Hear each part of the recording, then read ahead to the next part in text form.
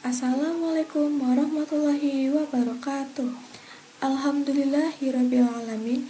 Wassalatu wassalamu ala asrofil anbiya'i wal mursalin Sayyidina wa maulana Muhammadin wa ala alihi wa ashabihi ajmain, amma ba'du.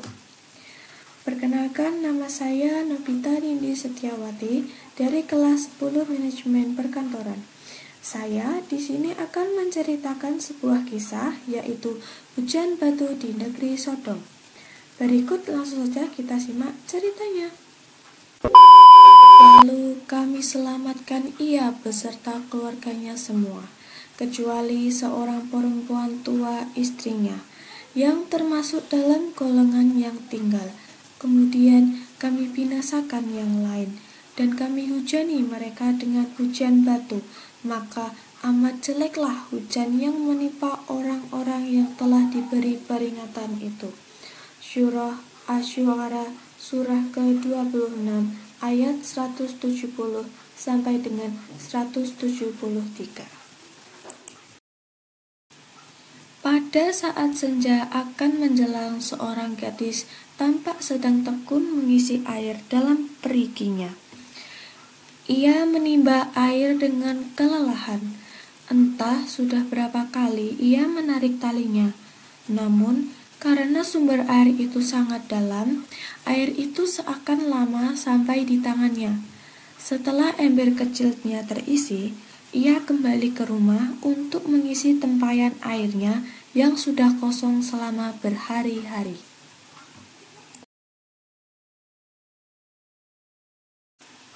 Rencananya, air dalam tempayan itu akan digunakan untuk kebutuhan sehari-hari, seperti mencuci dan memasak.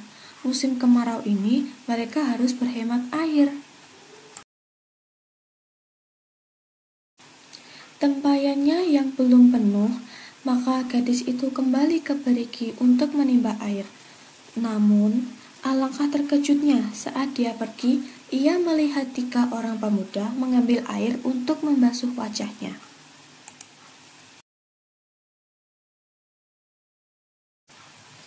Kami berasal dari tempat yang sangat jauh.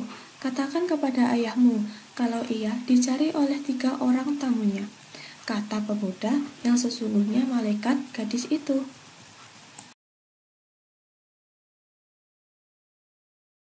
Baik, baik, kata gadis itu, kemudian bergegas kembali ke rumahnya. Ayahnya adalah Nabi Lut yang saat ini tengah bersedih menunggu sesuatu. Ia memang telah mendengar ayahnya menunggu tamu-tamunya yang akan mengubah semua keadaan.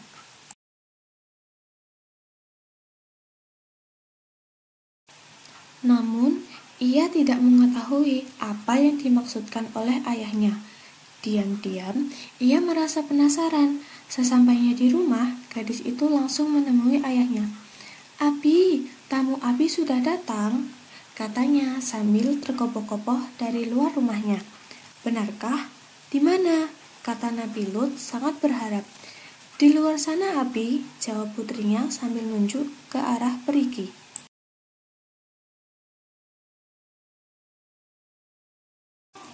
"Baiklah, kau tunggu di sini," perintah Nabi Lut. Ia kemudian bergegas menjumpai tamunya. Dengan mengendap-endap dan melihat kiri dan kanan untuk memastikan semuanya benar-benar sepi, Nabi Lut pun mengajak tamunya untuk segera ke rumahnya. Sebelum ada penduduk yang mengetahui sebelum tamunya ini mendapat perlakuan yang tidak senonoh dari kaumnya, maka ia harus segera menyelamatkan dahulu.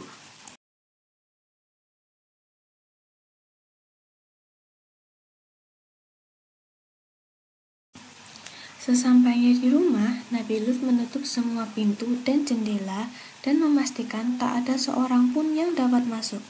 Ia mengintip dari lubang angin untuk memastikan tak ada yang mengetahui kehadiran tamunya. Setelah semua dipastikan aman, barulah Nabi Lut beralih ke arah tamu-tamunya.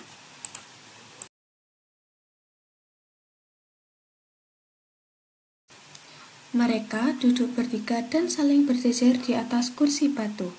Tak banyak bicara jika tak diajak bicara. Sorot matanya yang teduh wajahnya yang tampan, kulitnya yang putih bersih, dan otot-ototnya yang kekar. Tak pernah ada yang mengira bahwa mereka adalah malaikat.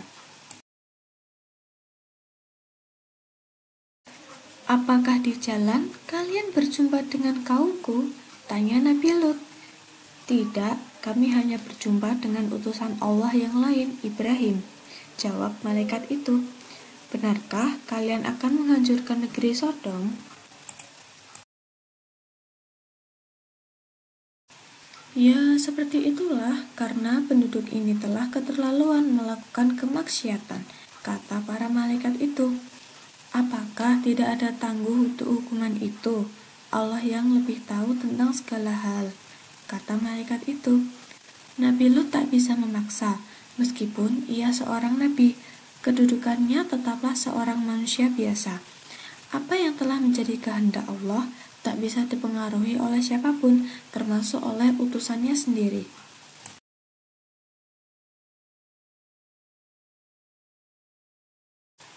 Seorang laki-laki berwajah penuh cambang, berusia setengah baya bertubuh besar terkopoh-kopoh berlari. Entah kenapa ia bersembunyi di semak-semak. Lalu pada saat melihat 4 bayangan masuk dari tempat persembunyiannya dan berjalan menuju sebuah rumah yang ramai dipenuhi dengan gelegar nafsu. "Teman-teman, tamu Lut sudah datang," kata orang tadi. Rupanya adalah mata-mata yang ditugaskan untuk mengawasi aktivitas di rumah Nabi Lut. Apakah tamu seperti yang diceritakan oleh Ado sudah datang atau belum?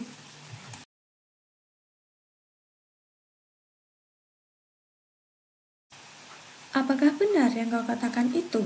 kata seorang yang berambut gondrong.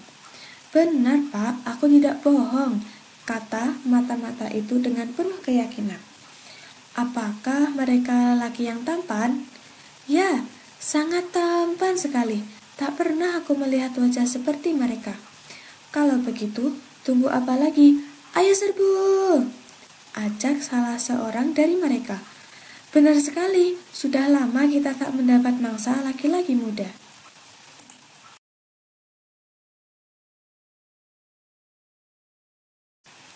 "Serbu!"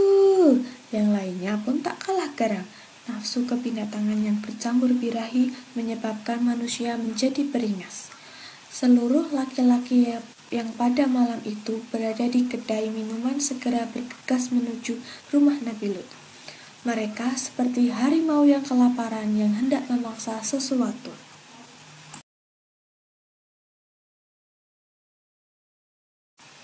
Sesampainya di rumah Nabi Lut, mereka segera mengetuk-ngetuk pintu rumah dengan keras.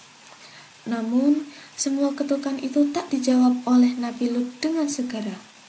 Ia tetap berlindung di dalam rumahnya sambil terus waspada, mencegah hal-hal yang tak diinginkan. Tetapi, makin lama ketukan itu makin keras hingga membuat Nabi Lut tak sabar lagi.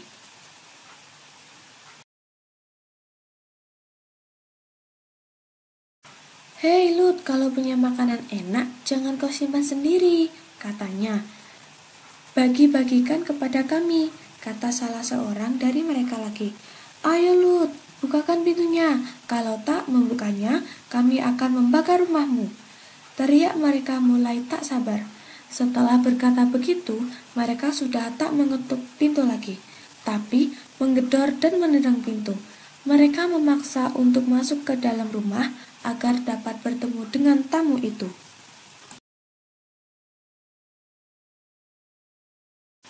"Sesungguhnya aku tak berdaya lagi menahan orang-orang itu jika menyerbu ke dalam. Aku tidak memiliki senjata dan kekuatan fisik yang dapat menolak kekerasan mereka. Tidak pula mempunyai keluarga atau saudara sanak saudara yang disegani oleh mereka, yang dapat aku mintai pertolongan. Aku merasa sangat kecewa bahwa sebagai tuan rumah aku tidak dapat menghindarkan gangguan terhadap tamu di rumahku sendiri," kata Nabi Lut kepada ketiga orang tamunya.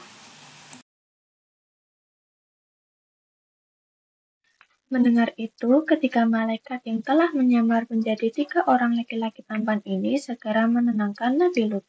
"Hei, Kalian melihat sesuatu tidak? Aduh, kenapa dengan mataku ini? Di mana tamu-tamu itu? Kok aku tidak melihatnya? Ah, kita telah menjadi buta. Ya, benar, kita buta. Aduh, bagaimana ini? Menjerit, panik, dan bingung.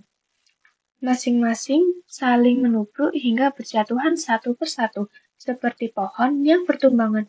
Aduh, au, tolong! Hei, awas, kau jangan menindih kepalaku. Suasana panik akibat kebutaan benar-benar membuat mereka kebingungan. Bisa dibayangkan betapa repotnya saat saling berdesak-desakan, mereka dalam keadaan buta. Ada yang ingin segera keluar, ada yang pula yang ingin tetap berada di tempatnya. Mereka saling meraba satu sama lain. Mereka tak tahu jalan keluar dan hanya berputar-putar di dalam rumah Nabi Lut yang sempit. Dalam keadaan kacau begitu, malaikat tadi berpesan kepada Nabi Lut, "Hei Lut, sudah saatnya azab Allah akan diturunkan. Selamatkan dirimu dan keluargamu dari azab Allah.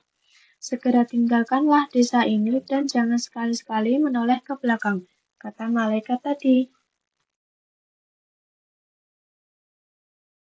Nabi Lut pun segera mencari istrinya dalam kerumunan tadi. Ia melihat istrinya berada di dekat kerumunan dan segera menariknya.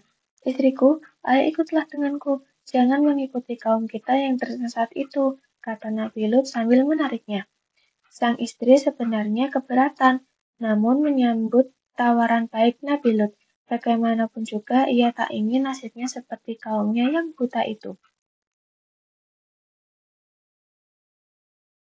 Segera saja setelah tangannya ditarik, istri dan anaknya segera keluar di kerumunan itu dan melakukan seperti yang diperintahkan oleh malaikat tadi, tak menoleh ke belakang. Namun, karena sang istri sepertinya telah durhaka pada ajaran Nabi Lut sendiri, maka setelah keluar dari kerumunan kaumnya, segera ia melepaskan tangannya. "Aku tidak mau ikut kamu," katanya. "Istriku, mengapa kau mengikuti kaum kita yang tersesat itu?" Nabi Lut bertanya dengan penuh keheranan.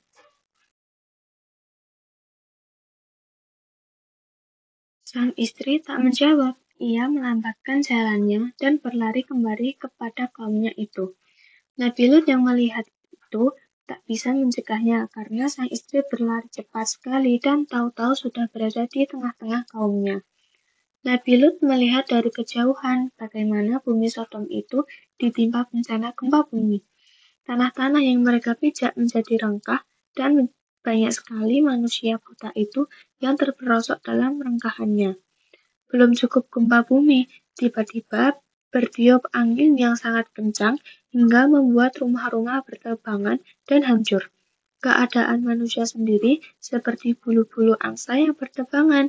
Setelah gempa dan angin badai, bumi Sodom masih diporak-porandakan dengan hujan api yang sangat dahsyat. Ribuan anak panah berapi seperti dilemparkan. Bumi Sodom dilalap api sehingga segala sesuatunya hancur terbakar.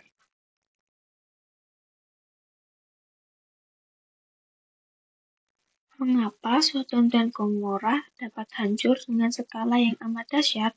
Apa yang menyebabkan kota ini menjadi tak terlacak dan jejak-jejaknya seolah hilang tanpa bekas? Faktor utamanya menurut Haris dan Firdaus 1995 adalah bahwa Sodom dan Gomora berada sangat dekat pada patahan.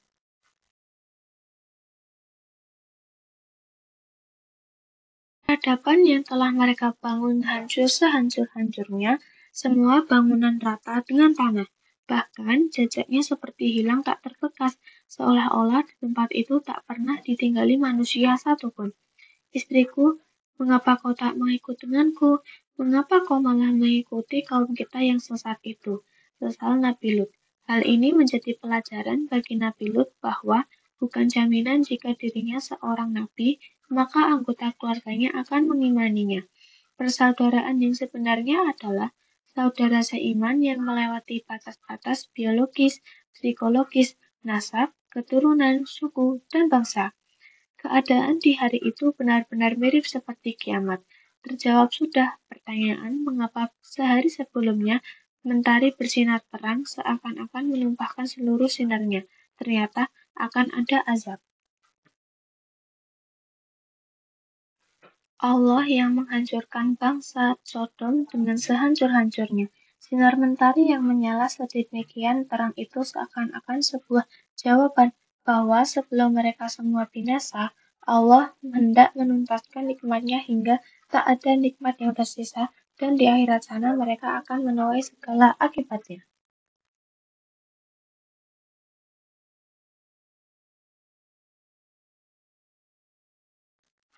Demikian yang dapat saya sampaikan. Apabila ada salah kata, mohon maaf yang sebesar-besarnya.